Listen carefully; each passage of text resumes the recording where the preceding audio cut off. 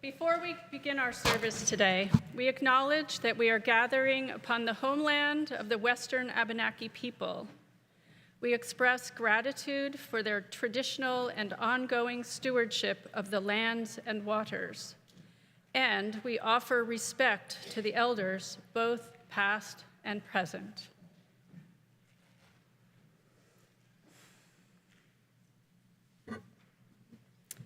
Good morning. I'm Margot Prendergast, your worship associate for today.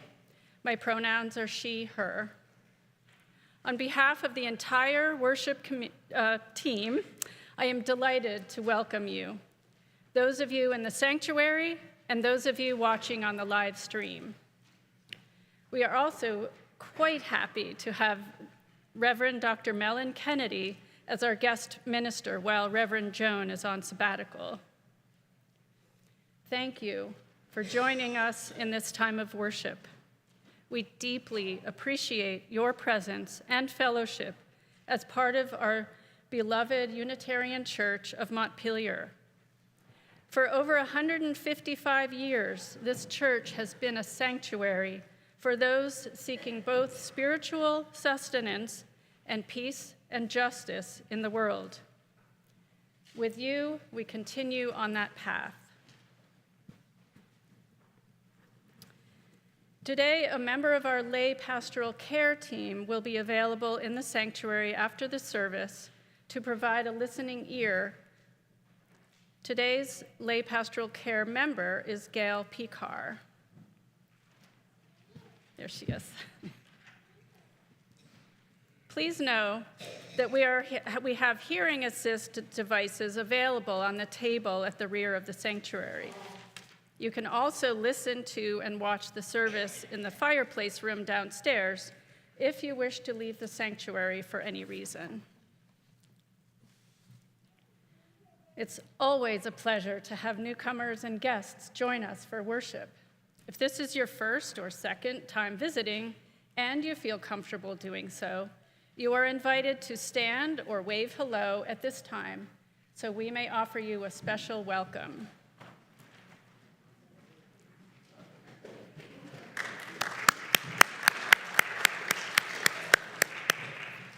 Thank you. We're glad you're here. Any of you who are newcomers to our congregation are invited to fill out our welcome form available at the hospitality table in the vestry during coffee hour so that we can connect with you more fully.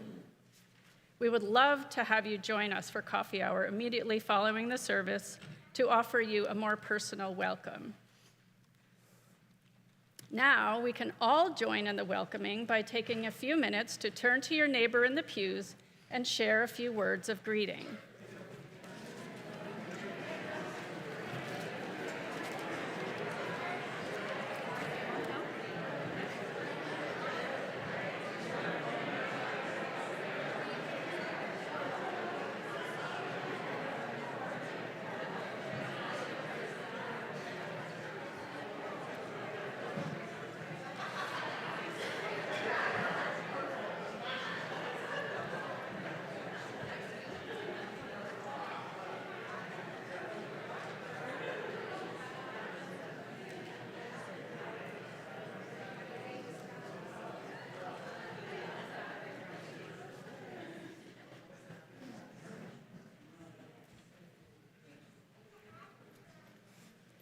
Such liveliness, love it.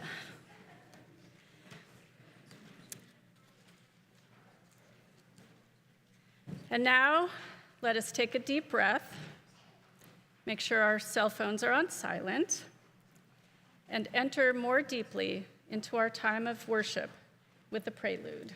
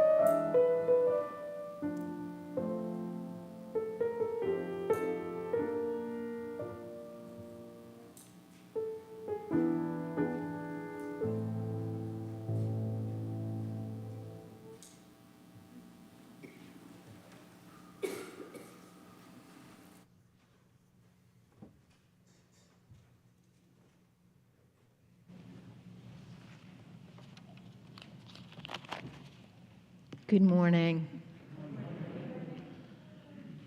In the words of Rumi, come, come, whoever you are, wanderer, worshiper, lover of leaving, ours is a caravan of great joy. Come, yet again, come. So glad you are here today. And as I was introduced, my name is Mellen Kennedy. We are on a sacred journey together. We're traveling through Advent, and we're traveling through Reverend Joan's sabbatical, her absence. And I am truly honored and delighted to be filling in and on this journey with you at this sacred time of year. And last week, to invite you into this journey, I shared that my intention in the 4 services that I will share with you as we caravan together, my intention is that you find hope and you find challenge.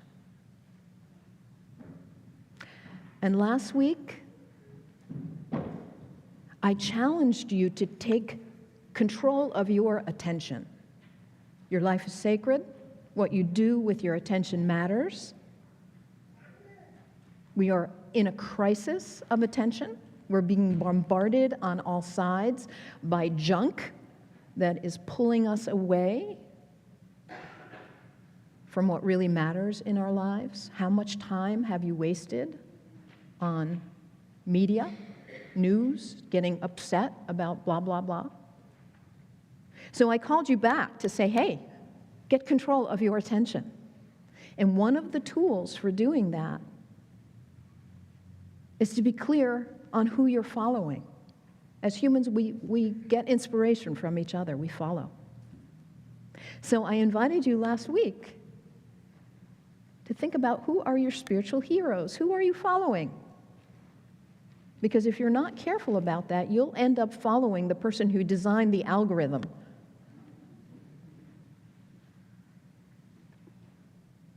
And waste your one precious life, as Mary Oliver would say. So, I invite you to consider who are your spiritual heroes and how do you honor them? Make it real in your life. So today, we are going to celebrate one of the greatest interfaith, mystical, poetic, spiritual heroes of all times, the great Jelaluddin Rumi. I have a puppet of him here. And Jelaluddin Rumi lived 800 years ago. 750 years ago today was the day, his marriage day. That's the day he died. In the Sufi tradition, it's called the marriage day because that's when you get reunited with God. We are separated from God and we long for reunion. So Rumi, a great spiritual hero.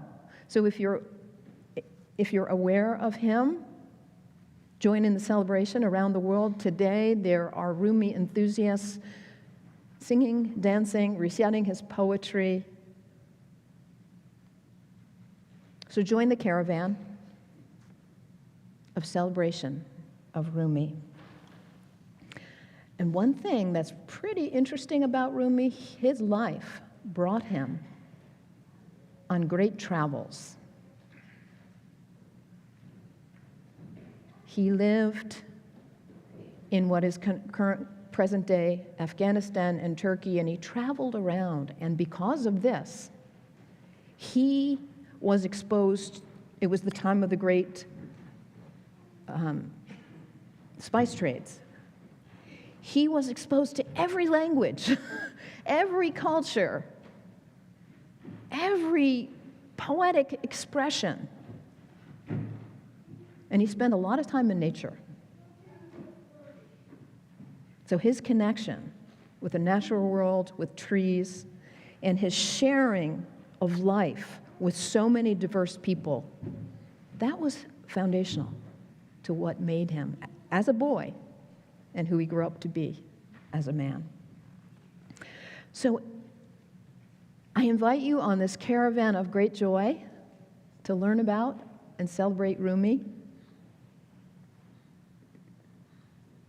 And what better way to celebrate him than to sing, of all things, O Tannenbaum in different languages. So if you know it in any language, chime in. You'd be right in harmony with Rumi and his O Tannenbaum, O Christmas Tree, celebrating the power and the beauty of nature. So let's go on our caravan of great joy. You're welcome to stand in body or spirit.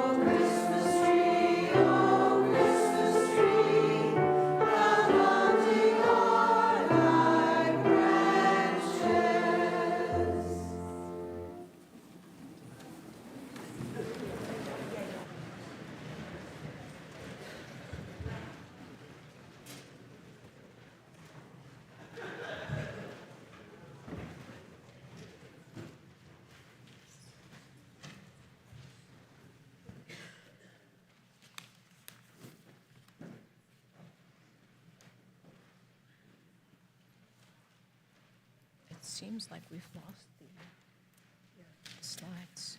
Okay, to the left.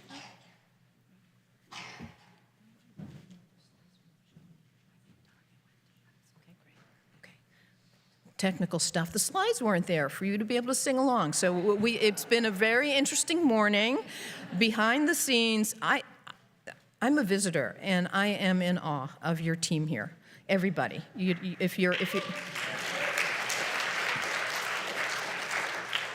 if you didn't show up early and help orchestrate this thing, you have no idea. The watering of the Tannenbaum, the practicing of the hymns, the glitch last night that crashed the system, and miraculously it was working a few minutes ago.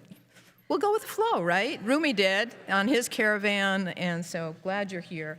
I'm sure they're working behind the scenes to bring back up the slides so you'll be able to sing along. So here we are, ready to light our chalice, and the words are not up on the wall, so they are. Okay, great. That's the affirmation. Yeah. So these words are from Rumi.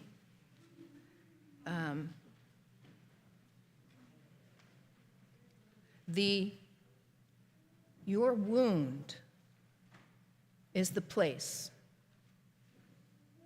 where the light comes in.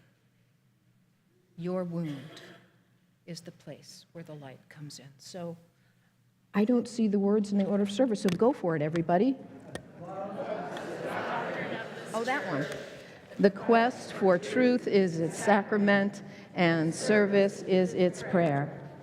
To dwell together in peace, seek knowledge and freedom, and to serve humankind, to the end that all souls shall grow into harmony with the divine. Thus do we covenant. I do know that one, and the reason I know it, I do know this, where it was written, Barry, Vermont. L. Griswold Williams, the author of that, not quite 100 years ago, in the 1930s, he served the First Church in Barry, Universalist, and those words are said by folks from around the United States and in Canada. So yes, it's a very beautiful and familiar piece. So let us, here we go.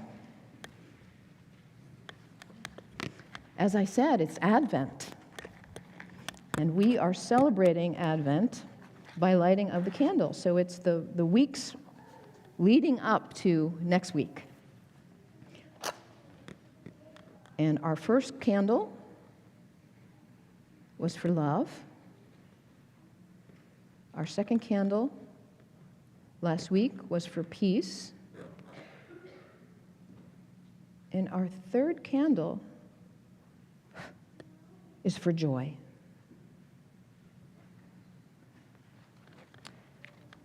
And back to Rumi. Rumi says, joy lives concealed in grief. Joy lives concealed in grief. So the caravan continues, this caravan not of despair, but of joy.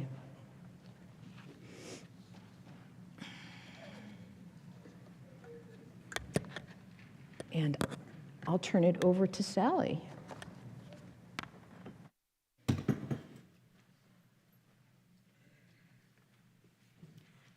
Good morning. Before I invite the children to join me back in the Children's Chapel, I want to make a special invitation to all of you to join us next Sunday for a multi-generational service that's going to speak to all ages, I promise.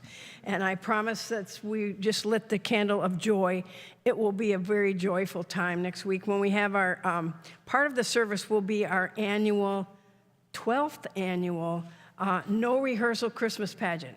So if you need more information about that, there's stuff on the internet, or ask the people next to you, because this has been going on a long time and people know about it. Or it's in the e-news as well. But now I'm going to invite all the children. If you're new this week, please join us too. We're going to go through there to the Children's Chapel and have a good time. So thank you very much.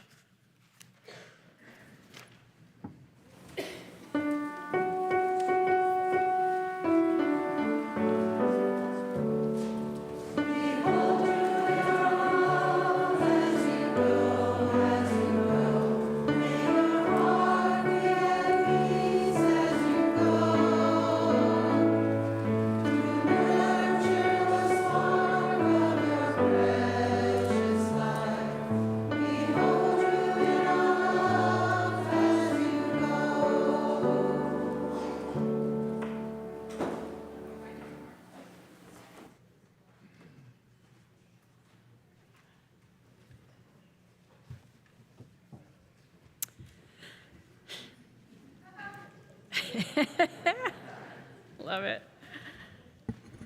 So before we continue, I want to share some upcoming events. This coming up Thursday, everyone is invited to a winter solstice service here in the sanctuary from 4 to 5 p.m., followed by a solstice fire outside on the north side of the church at the mandala being built there. With music and poetry by Lotus, Aaron Marcus and Sam Sanders, and Lindsay Wade, meditation and candle lighting We will honor this darkest time of year and look forward to the returning of light. And on Sunday, after the no rehearsal Christmas pageant at 10, you can join us at 6:30 for a Christmas Eve candlelight service of lessons and carols with Reverend Dr. Mellen Kennedy, Donya Prince, and the UCM choir. Music will also be provided by Callum and Isla Robichek. And before that, at 5:30, join us for a social hour of cider and cookies before that in the vestry. Please consult the weekly e-news or ucmvat.org for more details and to learn about other ways you can connect and serve with our community. The act of giving is a spiritual practice as important as any other element in our shared time of worship. Our generosity is a form of love. Our gifts freely given help us to practice Unitarian Universalism within and beyond our congregation. Each month, through the UCM Community Pouch Program, we share part of our collection with an important church fund or a community organization aligned with our values. This month's Community Pouch recipient is CV RAN, Central Vermont Refugee Action Network. And to relay a testimonial, I invite Peter Toms to come and speak.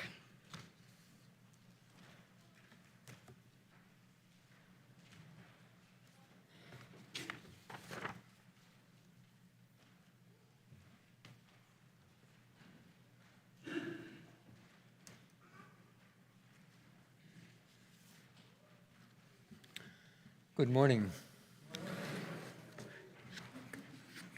It's good to be with you. Perhaps to make this somewhat simpler, I wonder how many of you have heard of Central Vermont Refugee Action Network? Well, I could sit down, but that would not be fair. Well, it's a wonderful testimony, actually. Believe it or not, CV RAN was founded in the vestry in April of 2015. A group of 15 or 18 people gathered in a circle, and that was the very beginning of CV RAN. And it was people who decided to try to support refugees initially. And these were refugees who came from a number of countries through an organization in Burlington, and we would invite people to come down about once a month, and they would visit the State House, the Historical Society. They'd visit with Governor Scott. He probably wasn't governor back then. I take that back. Whoever was the governor in 2015. And then they would have lunch at a place such as our vestry. That went on for quite some time, and those refugees for Burlington and Rutland mostly. And then the organization got involved in assisting people who were looking for asylum. And those are very different circumstances, as we all know. The asylum issues in this country and across the world are profound. But this organization decided to try to help a number of those people. And at the present moment, there are 27 asylum seekers being assisted by CV RAN in Central Vermont. That's a large number of people. And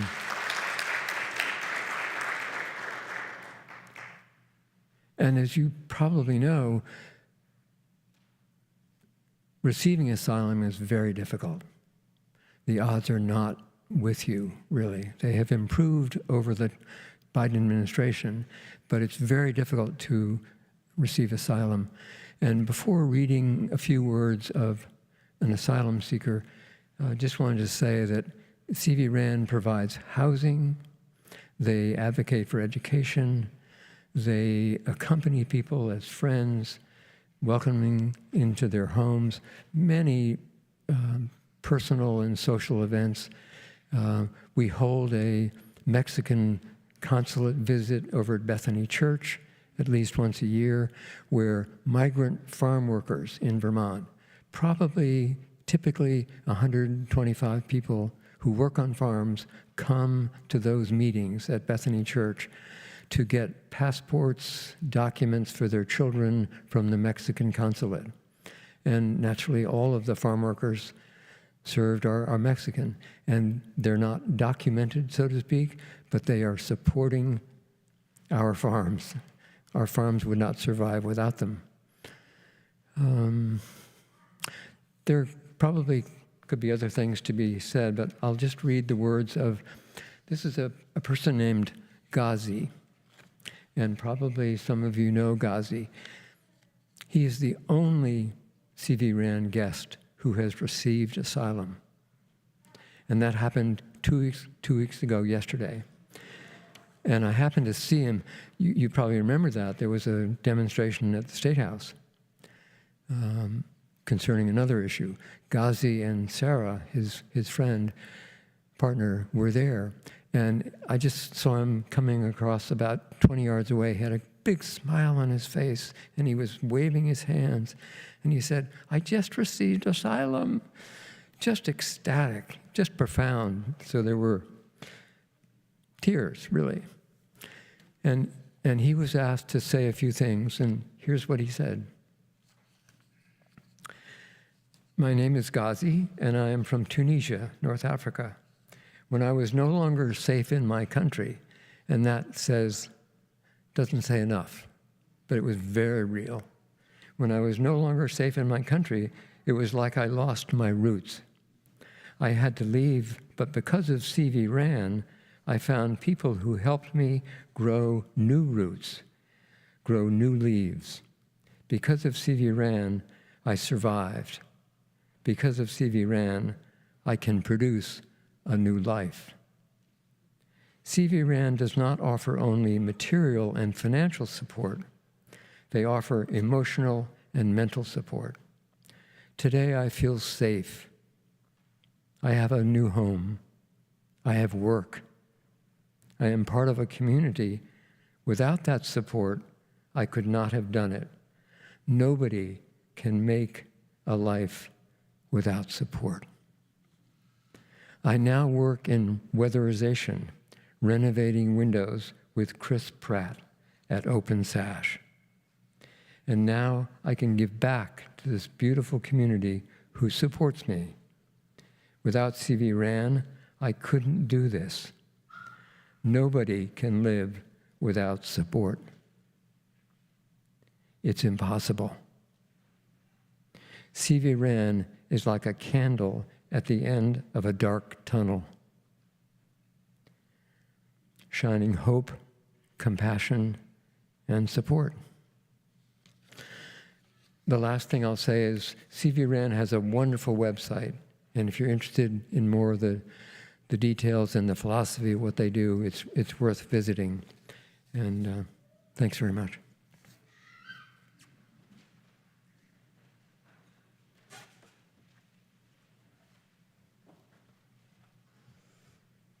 Wow.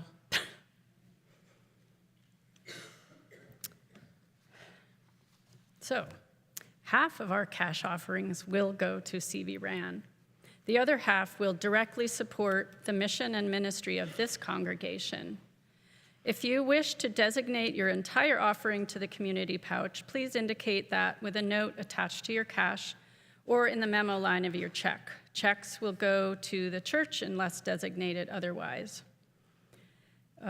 You've probably already found the pouches at the side aisles and moved them on towards the center aisle. You can also make a financial donation online. We are so grateful to each and every one of you for your generosity in its many forms. Your offering will now be gratefully received.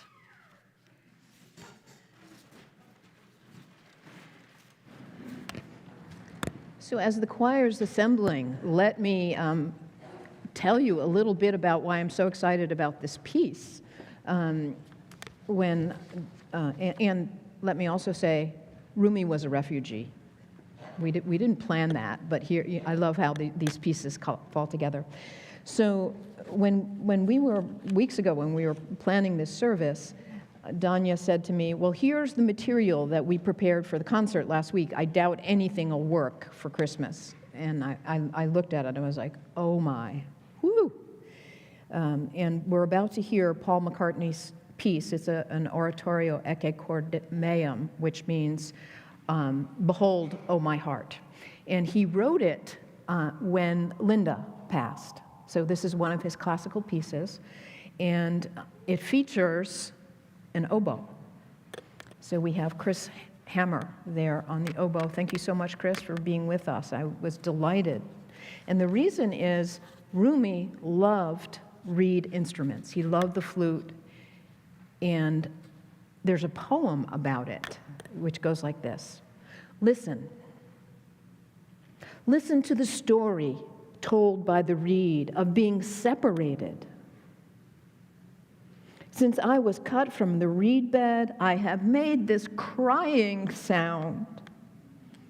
Anyone apart from someone he loves understands what I say.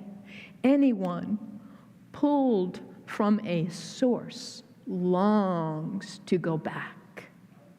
We have all been pulled from a source. We heard that beautiful testimony of the asylum seeker who was roots pulled out from the source,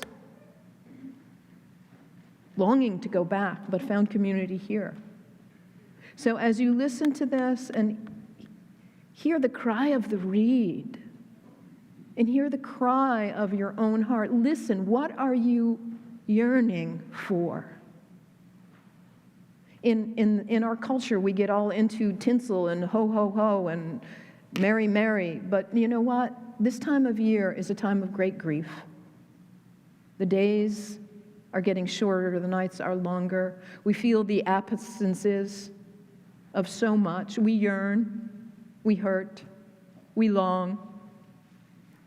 So let this beautiful peace wash over you. Let Chris's reed sound hollow you out. So thank you so much.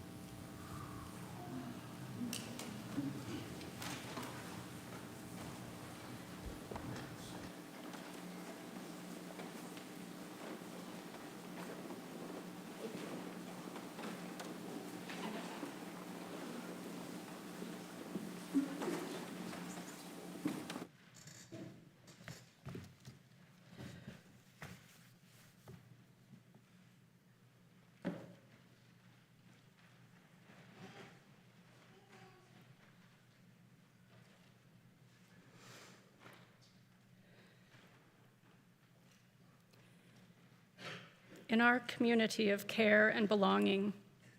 We hold one another in love in times of joy and in times of sorrow. In that spirit, we share in the ritual of lighting candles of joy and concern twice a month.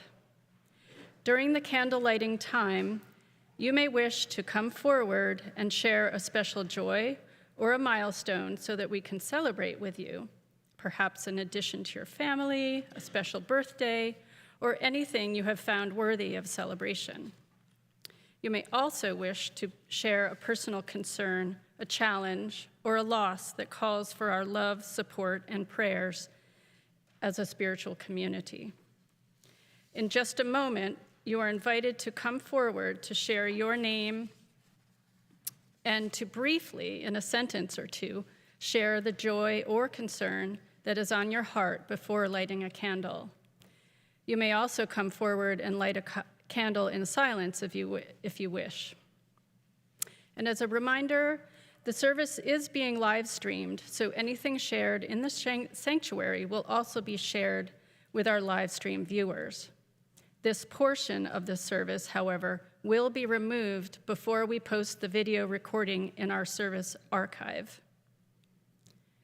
If you are joining worship on the live stream, you are also welcome to share joys and concerns in the comment section. Now, all who are moved to light candles for your personal joys and sorrows are invited to come forward and form a line on the left side of the sanctuary.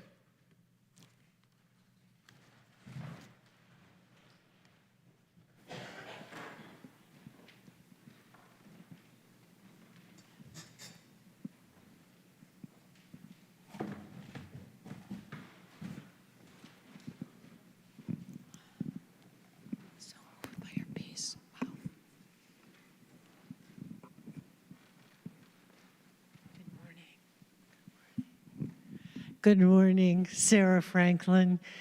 I have 3 joys I'd like to share. The first is hearing Liza play Chopin's Mazurka. Surprise. Liza surprises us often and teaches us each Sunday. The ministry of this church extends beautifully and brilliantly to music. And so often we are given gifts. And this morning, Chris, thank you so much for your amazing read. It was a treat to hear what you had to say about reeds and why they touch us so deeply. And I guess I will end with concern for our global situation, which is so dire for those in Gaza and for all of us who hold some responsibility for that difficult times. Thank you.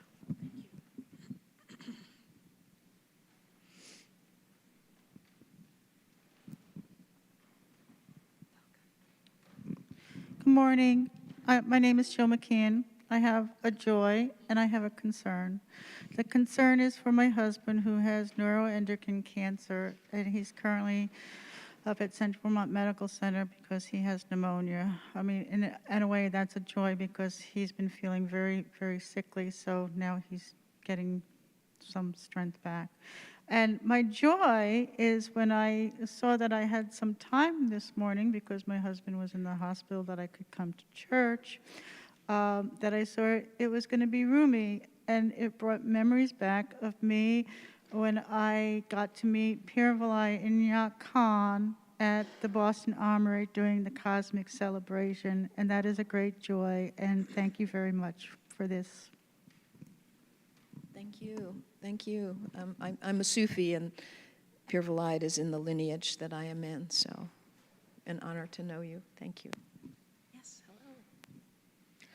Hi, Dan Jones here with Bronwyn Fryer, and this is a candle of joy. Many of you may know my son Kip, who has had lots of troubles in life and been troubled, and He's gotten in the past year a job over at Red Hen, and he's finally blossomed. And to find somebody who's been sad for so long that happy has been a joy for both of us.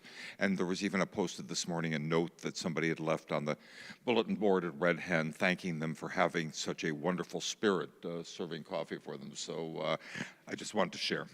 Thank you. Yay. Wonderful.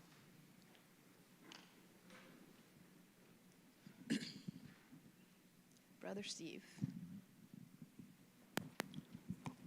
My name's Steve, and during this time of profound sorrow for what is happening in the Middle East, I would like to lift up the words of a Palestinian Christian activist who said, "Do not pray for the Palestinians and the Israelis. Pray that you will not need to distinguish them in your prayers." Now, we are not necessarily a faith of people who pray, but I think you can understand and put those words into action in the days to come. Thank you. Thank you, Steve.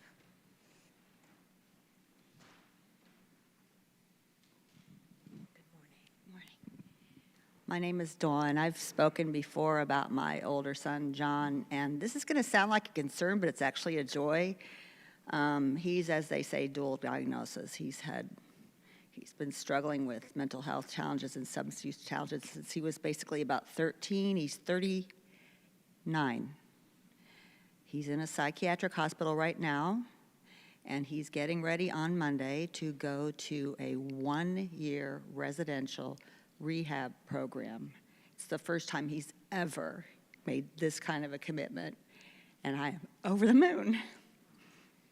Yay. That's wonderful. Great news, Dawn. Thank you. Yes. Hello, people know me as Opeyemi or O or Dr. O, and I wanted to express a joy as today, this evening, I'll be in the second of 5 workshops with an online community that calls itself WITCH, Women in Tune with Conscious Healing. And it's led by Black Christian women. I'm going to say that again. It is led by Black Christian women who are reclaiming a whole bunch of stuff that we African Americans didn't get to do. So I just wanted to say, Yahoo! Thank you very much. Woo-hoo. That's great.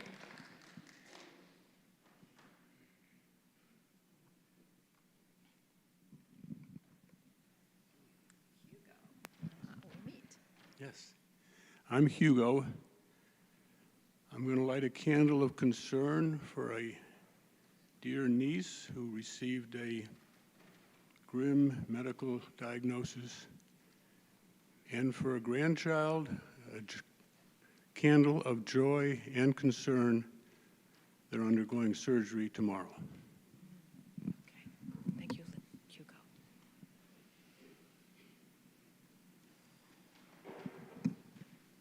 Thank you. Hi, I'm Katie, and I want to light a candle of joy for the dark and a candle of concern for my mom who starts radiation treatment this week. Thank you, Katie. And there are many other joys and sorrows, unspoken, that we are holding in our hearts, gathered in this room and online. So we'll light one more candle in honor of all of the other joys and sorrows that have not been spoken, knowing that our joy shared doubles and our grief shared halves. So thank you for sharing the sacred ritual together.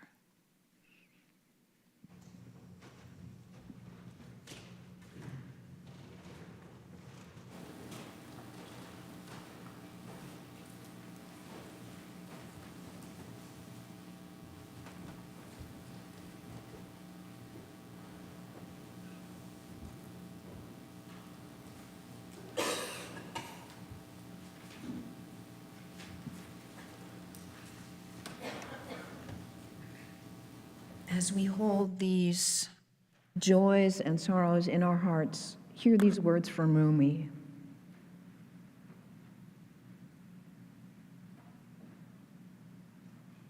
Where there is ruin, there is hope for a treasure. Where there is ruin, there is hope for a treasure.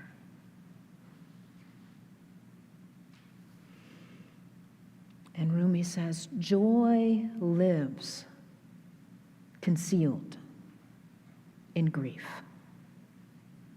Joy lives concealed in grief. So I invite you into this time of meditation and prayer.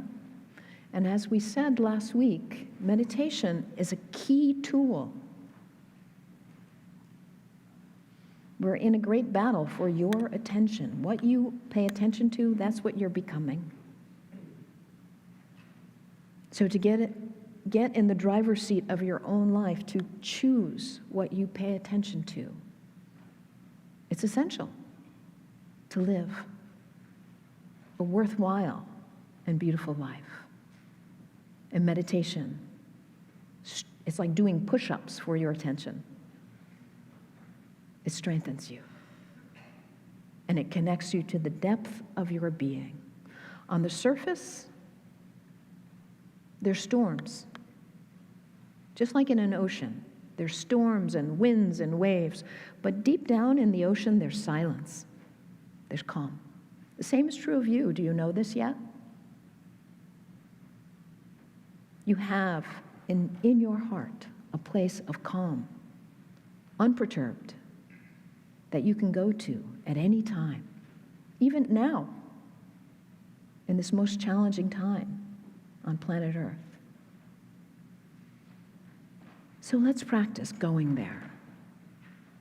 So I invite you, pay attention to your breath. The breath can be an anchor to hold on to.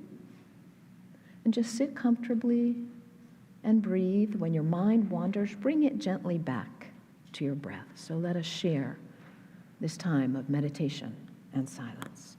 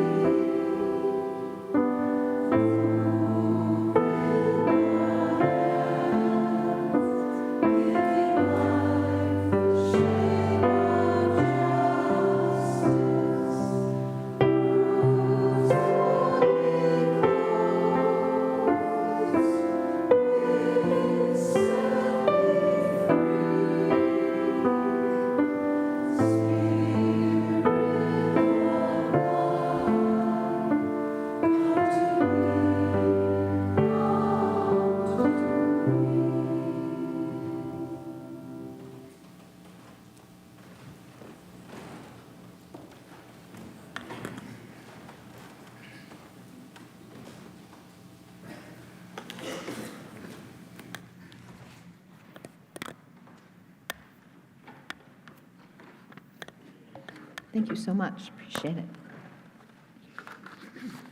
Oops.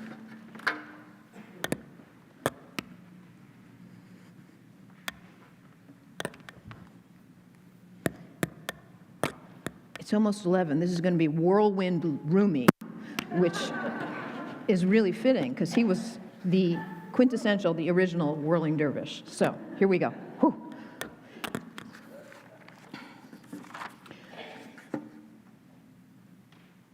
You may be thinking that this is a really hard time on planet Earth, and there have been hard times all along. And Rumi himself, as I said, was a refugee.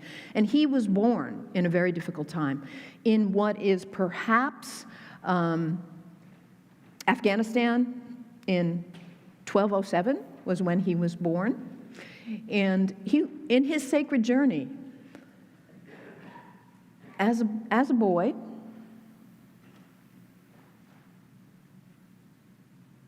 Genghis Khan was attacking, and his family, when he was 8 years old, went on the road to get out of that turbulent area. And around the world, this is happening in all kinds of places where people are refugees displaced because what's going on locally is so upsetting. So his family put him on the road, and he, at least 5 years, from 8 to 13, some say it was longer, he was out there on the caravan of great joy. And as I said, when we introduced the song, the O Tannenbaum, what happens when you're traveling with your family in a caravan on the Silk Road? You meet every kind of person. You hear every kind of story. You get exposed to Zoroastrianism and Buddhism and Hinduism and Islam and Sufism and Christianity and paganism, and you name it, all kinds of poetry and music and experiences. And Rumi, through this childhood of turmoil and challenge, grew up to be a person who 750 years later, we are still talking about him. So if you're worried about our children today, and I am, I'm concerned, I should say, I try not to dabble too much in worry, may this crucible of their experience galvanize them into becoming the great beings that they have the potential to be. And may your presence as people in their lives who are seeing them call out their greatness, as happened to Rumi. May this generation of children become the next Rumis of the world. So pray and love, draw out the genius in our children who are experiencing great turmoil, just like Rumi did. So, Rumi grew up in a family. His father was a great spiritual teacher. He was a Quranic scholar. He was a jurist, like a legal person, a theologian. And Rumi, and as was his grandfather, and Rumi was expected to just get on the caravan and be just like his father and his grandfather. And he did. And after all this journeying, and part of one of the things that happened while he was on the road, his father gave him a mentor who was a Sufi, and Rumi was deeply exposed to Sufism. So then, finally, his father was offered a job opportunity in Konya, Turkey, and took it. And the family settled there, and that is where Rumi spent the rest of his life after traveling to around Mecca, thousands of miles, finally, Konya.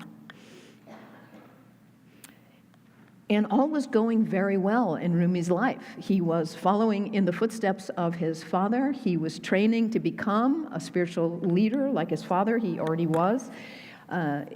He was studying the Quran. He was a scholar, a theologian. And then when he was in his 20s, his father died.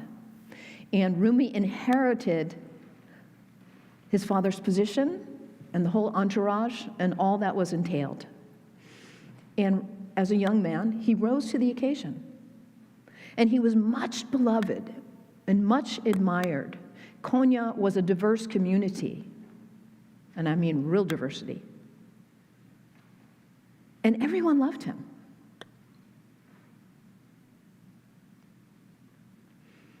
So he was at his time, he was considered to be one of the great preachers. He was fair in legal dealings, and he was admired. He was almost like a professor, but more than that, who had a whole entourage and a following of people, including his sons, who loved and admired him. But then something happened. So I prepared a few slides for you. So I love this. This is one of my favorite Rumi. There are so many. He wrote thousands and thousands and thousands of poems in his time. So your task is not to seek for love. Your task is to seek and find all the barriers that you have built within yourself against it. So as we're on this great caravan, that's our job. So let's see the next slide, if you would, Carl. And this is an image of Rumi. We don't know what he really looks like, but this is one image of him. And how about the next one? So things were going really well for him until something wild happened. This guy who is depicted on the right-hand side of this image, that's Shams. Shams, how do you describe Shams? He was a wild man. Shams gave up, he was a spiritual genius. He was deeply, deeply committed to God, to Source. And Shams, he was a wanderer. He wore rags. He didn't have a home. He gave it all up because all he wanted was God, Source, love. And everything else was a distraction to him. But he wanted somebody with whom he could share so deeply his passion, his spiritual passion. He was lonely, like the reed, pulled from the reed bed, longing. And then he met Rumi. And there are many different stories about how this happened, but I'll just tell you one of them. So that's Rumi on the right-hand side, Rumi who is elegant, and Rumi who is accomplished, and Rumi who knows all the right words, Rumi who has studied the scriptures and the legal documents, and there's Shams, who's kind of in a mess, a wild mess. And when Shams meets Rumi, and remember, this is 1244 is when Shams met Rumi. Every book was written by hand, right? It's before the printing press. So what Shams does is he takes Rumi's books and throws them in the fountain. Ah! And Rumi's like, who is this wild, what's going on here? I mean, that is such an act, an affront. And one version of the story is Rumi's reading, and Shams comes up and said, "What are you reading?" And Rumi says, "Well, you wouldn't understand it." And so Shams throws the books into the fountain, and Rumi's all upset and alarmed and goes to pull them out, and they're dry. And Shams says, what are you doing? What was that about? Rumi says, what are you doing? What was that about? And Shams says, you wouldn't understand it. How to keep books dry after throwing in a fountain. So Shams was magic. Shams was beyond this level. And part of what Shams was saying to Rumi is, let go of the words. I'm going to cry again. That piece we just witnessed with the reed and the voices, there was not a word in it. Words were not necessary to convey to us Paul McCartney's pain at the loss of Linda, your pain and all the losses you have endured this year, the last 3 years, last 4 years in your lifetime. It's beyond words. And that was part of Shams's message to Rumi. You got the words, but beyond the words, there's something else. So what happened, Rumi was completely taken by this wild man. Wah! And he starts to get negligent in all his worldly duties. He's not quite showing up to teach on time and doing what he disappears with Shems for days, weeks at a time. And people are like, wait a minute, what happened to our great and noble leader? Where's Rumi? What's going on? And there's many different stories about what happened. One is that Rumi's sons were very jealous of Shems. So one day there's a knock at the door, Shems goes to answer the door, and he never comes back. He disappears. And some people think that Rumi's sons were jealous and disappeared him. We'll never know. So that was 4 years after they met. That was 1248. The rest of his life, not quite 2 decades, Rumi lived in longing, like the reed pulled from the reed bed, longing for that profound connection that he had with Shems. And out of his grief, what could he do? There was a pillar.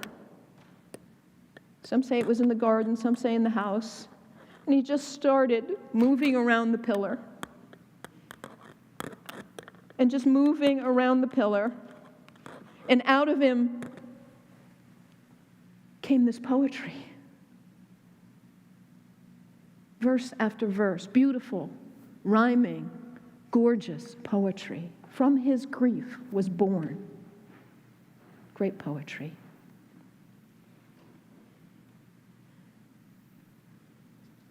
One of the things that Rumi says,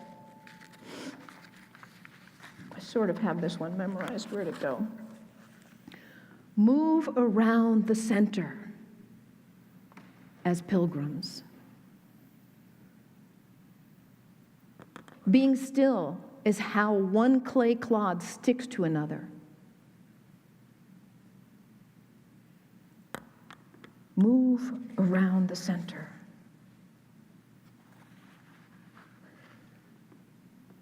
While movement wakes us up and unlocks new blessings. So I told you I was going to give you a challenge. Here's the challenge. Move. Move. After years of shutdown, many of us have gotten a little too sedentary. A healthy body requires movement. It's not optional. And especially if we're unhappy, if we're in grief, we tend to just shut down. Rumi, in his wisdom, somehow his innate wisdom said move, and he started moving around. And from that movement came thousands of poems. And he didn't write them down. His followers wrote for him. They were so moved with what was coming out of him, they just started recording. And from his turning also came the whirling dervishes. You've heard of them. So inadvertently, in his grief, in his movement, in his expression, Rumi created something that hundreds of years later is still going on, the whirling dervishes. Could you show us the next slide, please? There we go. So that's Rumi in his grief, moving. And the next slide. I love this one of his. Out beyond the words, out beyond the polarizing, out beyond the idea of right doing and wrong doing, there's a field. I'll meet you there. When the soul lies down in that grass, the world's too big to talk about. Words, even each other, don't make sense anymore. So something happened to Rumi in the crucible of his grief. He got broken, and he says this. Keep breaking your heart until it opens. Don't close down. Let yourself feel it. Be present with that grief, whatever it is for you.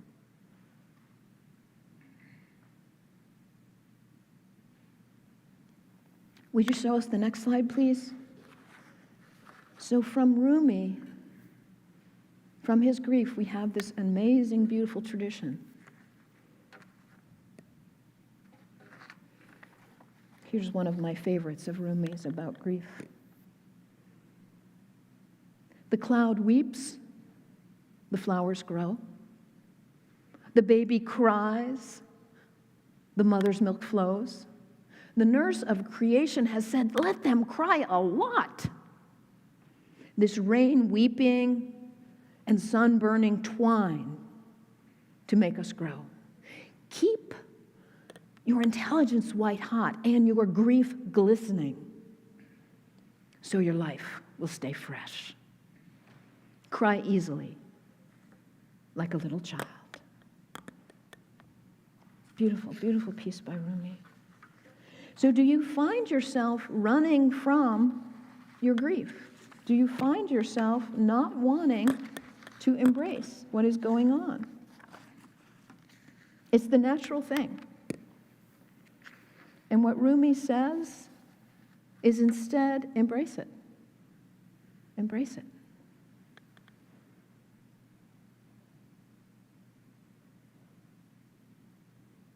So this crucible of pain brought him to an amazing spiritual transformation. He knew all the words before. He studied all the texts. He had the great teachers and a father and all.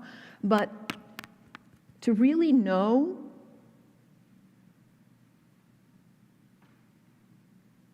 he got broken open. And that's what brought him home to the truth of what really matters. I'll share one more with you. A Rumi poem. This being human is a guest house. Every day, a new arrival, a joy, a depression, a meanness. Some momentary awareness comes as an unexpected visitor. Welcome and entertain them all, even if they are a crowd of sorrows that violently sweep your house of the furniture. Still, treat each guest honorably. He may be clearing you out for some new delight. The dark thought, the shame, the malice. Meet them at the door laughing and invite them in. Be grateful for whoever comes, because each has been sent as a guide from beyond.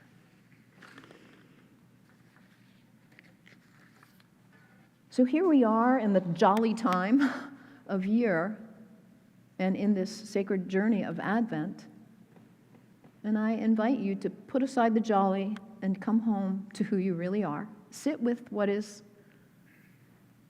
your yearning, your longing, and find a way to move with that. Find a way to not just shut down, but I challenge you to bring it into expression somehow, whatever that is authentic for you. And what happened to Rumi, because he went so deep into all of this, he reached a point that was beyond words, that was beyond doctrine. He had a universal appeal because he was a human being at such a deep level of being alive, to the joy, to the sorrow, that everyone could relate to him. And as he searched for God, this is part of what he said, one of his poems. I searched for God among the Christians on the cross, and I found him there not. I went to the ancient temples of the pagans. No trace of God was there. I entered the mountain caves, but God I found not. With set purpose, I fared to the summit of Mount Caucasus, and I found God not. Then I directed my search to the Kaaba, the resort of old and young. God was not even at the Kaaba. I turned to philosophy, to Ibn Sina. God was not there, even in the exalted court. Finally, I turned into my own heart, and there I saw God. God was nowhere else. So this is an invitation for you to come home to yourself, to your depth, and know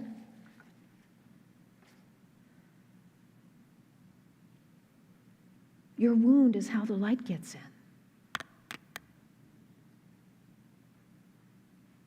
Your joy is concealed in your grief. Come home to yourself. You can do this, folks. And so Rumi died 750 years ago today. And his funeral was a great, great event. People from all walks of life came, Christians and Jews and pagans and Zoroastrians and Buddhists and Hindus and Sufis and Muslims. They were all there because they saw a man who was living from the depth of his heart that was beyond words. He learned what Shams had tried to teach him by tossing the books. There's something beyond words that every human being could relate to. And Rumi today in English is the most popular translated poet. And if you would show us the next slide, this is, yeah, okay, there we go. That is his, Rumi's tomb. And the next one as well, Rumi's tomb. I had a friend who just went there last week, and he said he doesn't even have words to describe the power of this place. It is a place of pilgrimage for Jews and Christians and Muslims and Zoroastrians and Buddhists and Hindus and Sufis, and everybody in the world goes to visit Rumi's tombs because he is a trailblazer for all of us. Out on the caravan of love, there he is, he's out there. And those of us who are looking for inspiration, for a spiritual hero, many of us have found this in Rumi.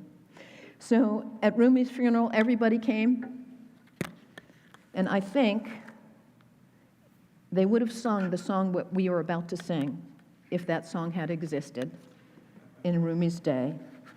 So let us sing Peace, Salam, Shalom, and remember that where there is ruin, there is hope for a treasure.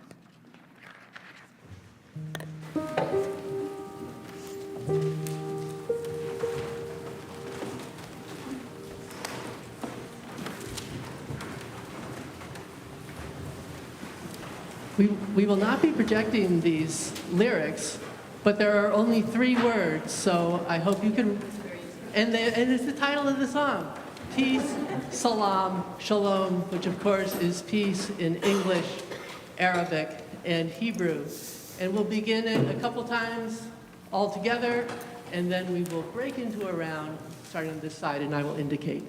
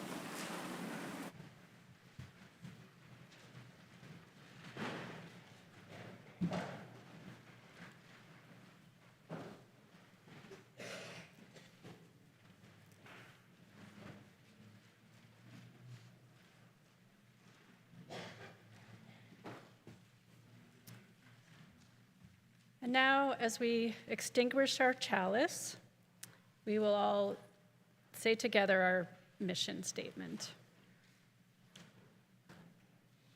We welcome all as we build a loving community to nurture each person's spiritual journey, serve human need, and protect the earth, our home. I think we have one more slide, right? Oop, that's okay. That's cool. So here are these closing words from Rumi: where there is ruin, there is hope for a treasure. Rumi, in his life of suffering, created something enduring and beautiful. And in our time of suffering, we can do the same. I hope that you have found hope from our exchanges today. And I hope you have a challenge to find a way to embrace your grief, move into it, and reclaim movement as part of your entitlement as a human being. If you have found community here, treasure it. If you have found challenge, go and sit quietly with what is stirring in your body and in your heart. And if you have found hope here, bring it out into our beautiful and bruised world that needs you awake, you alive to the fullness of your experience. And so it is. Blessed be. Amen.